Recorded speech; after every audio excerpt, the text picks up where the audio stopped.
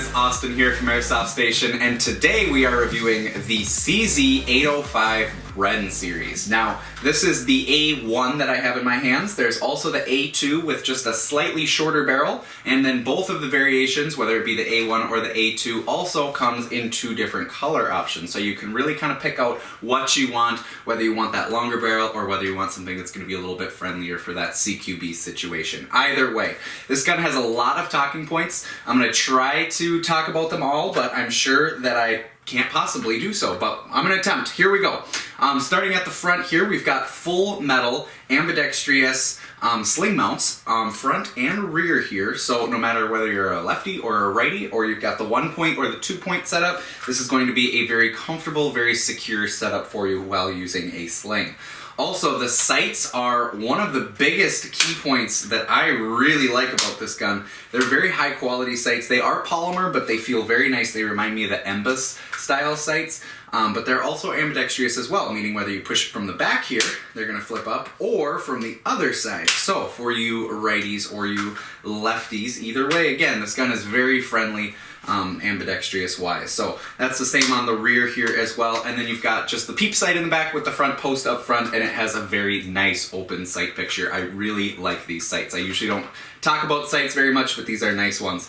Also, the rails here on the side are removable. It gives it a very sleek design, and it is the same color underneath these black rails as well. There's not very large drill holes. It just looks very nice, but you can put the rails on there if you do want some more attachments or accessories if you choose. It's got a big long one-piece monolithic rail on top for any optics you may choose, and the sights are removable as well.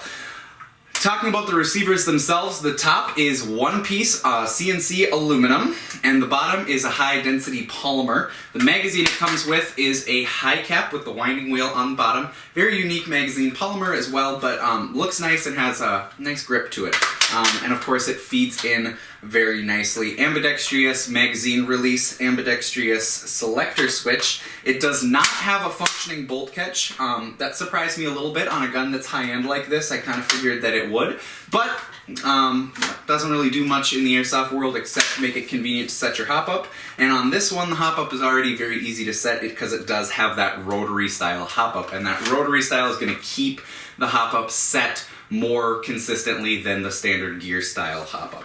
And do not worry, the internals are built just as solid as the externals. I'm not going to go into everything that really sets this gun apart internally, but some of the key features that stand out in my mind is solid steel gears and teeth on the piston. It's also got a quick change spring in there, which is nice because this gun, as you can see from the Chrono readings, with a 0.2 gram BB does shoot pretty high, and if you wanted to take it in the CQB situation, especially that A2 with the shorter barrel, you're probably going to want to respring it for a field that most likely has an FPS limit of about 350. So keep that in mind. You do have that quick change spring, and this gun is incredibly easy to disassemble. I haven't talked about the stock yet. I kind of jumped ahead to the internals, but we're going to talk about the stock right now. It has a removable, adjustable cheek pad here. It's also got an extendable, foldable, and removable stock, so it's incredibly customizable to whatever fits you and whatever is comfortable. So I would really recommend, if you do pick this gun up, take some time to monkey with that stock, because these little tweaks and the little changes can really improve your accuracy, believe it or not. So like I said, that cheek pad is adjustable and movable. The stock is folding just by the simple button press there. It does latch in place, very little wobble, and it stays, but it is very easy to swing back in. I think it's the right compromise here of where it latches, it stays in place, but it's not, you know, a wrestling match to get it back open.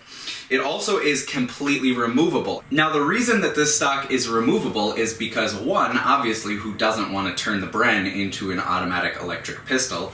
But two, because that's actually where your battery is housed. So there's two ways to remove the stock. The first one is on the button on the back of the receiver on the top of the stock. Simply push that in and push the whole stock straight up. The whole stock pops off, but it leaves this back plate. So your gearbox and your compartment for your battery stay covered. covered. And the reason they do this is because this gun is actually designed to be operated without the stock. And that back plate stays in there and leaves everything in place. To remove that back plate to get to your battery, and you can do this with the stock still attached. You don't have to go through both actions to get to your battery compartment. You can do this with the stock attached. Here, I'll just show you here. This slides right back on from the top, and it requires a little bit of muscle just to get over that little lip there, so just a slap in place and you're locked in.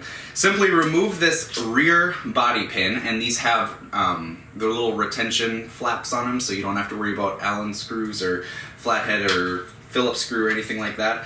And then the whole stock simply drops downward. So push the button, stock goes up, pull the pin, stock comes down. And this opens up a very long tube above the gearbox for your battery. So you can fit anything from a 7.4 LiPo to an 11.1 LiPo and also an 8.4 and a 9.6 stick. Actually, I'm not sure about the 9.6 stick. I haven't tried it with that. It might be too long. Sorry, I'm uneducated on this and I can't give you that answer.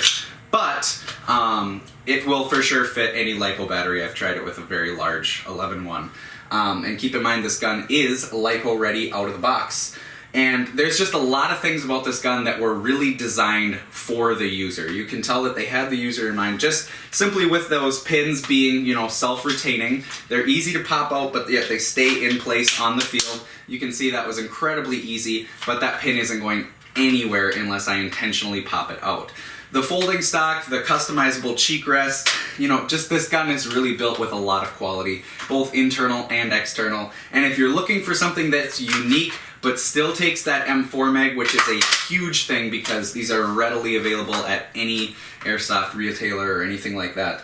Overall, this is just a very high quality gun. Chrono results, as I said, were spot on for field, and that quick change spring makes it even easier to customize this gun exactly how you want.